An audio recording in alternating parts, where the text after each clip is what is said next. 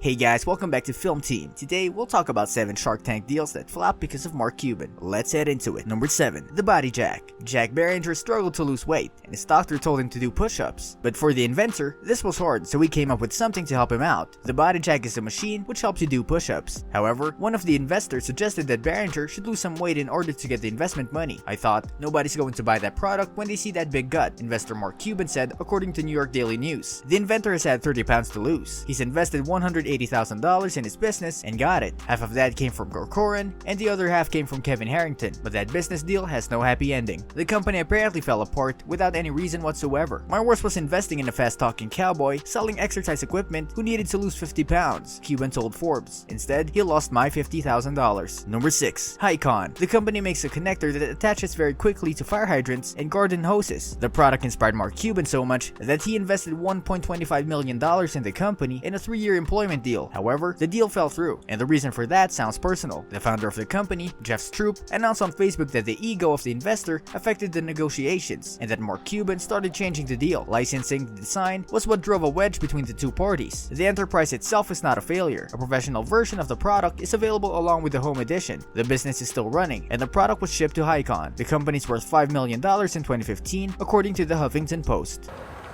As you can see, the Hycon is connected. They're still screwing the threads on. Number 5. Toy Guru. The company itself is called the Netflix of toys and allowed customers to rent toys every month. The business seemed like a good idea since children quickly get tired of their toys, so Mark Cuban and Kevin O'Leary invested $200,000 for 35%. The company did file for bankruptcy though. On April 6, 2012, only a year after receiving the investment, the company filed Chapter 7. Before filing, the company posted on their website that they will not take new customers because of tremendous growth. In 2016, the firm officially closed. Forbes asked investors of the show what their worst deal was, and Toy Guru was called out by both Cuban and O'Leary. Worst deal: Toy Guru, great concept, but they proved unable to execute, O'Leary said. 35 a month?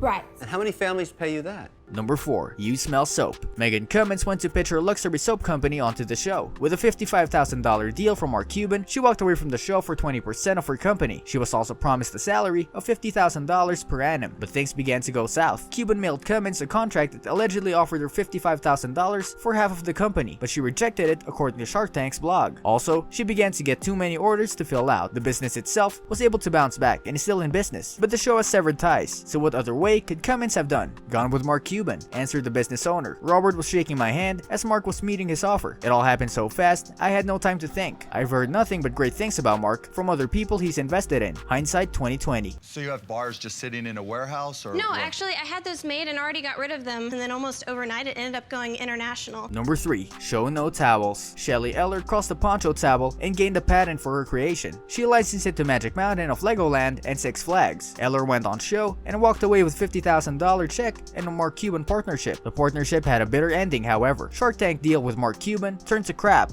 Eller wrote on her blog, "I once cursed my shark partner for kicking me to the curb, but now I thank him. He taught me so much more than he thought he did, and none of it was about business." After 6 years, the business ended. Number 2. Sweet Balls. James McDonald and Cole Egger earned Mark Cuban $250,000 in exchange for 25% of their cake ball company, but the business partners didn't have a good relationship and entered the lawsuit following the show. McDonald sued Egger for contract breach. Things became even more messy when sweetballs.net redirected to cakeballs.com, which was controlled by Egger. According to the Shark Tank blog, this led to McDonald's request for a restraining order. Most likely, the squabbling affects the business negatively, and may be the show's most embarrassing result yet. Doesn't it scare the sweet balls off you that you have 95% of your sales with one retailer?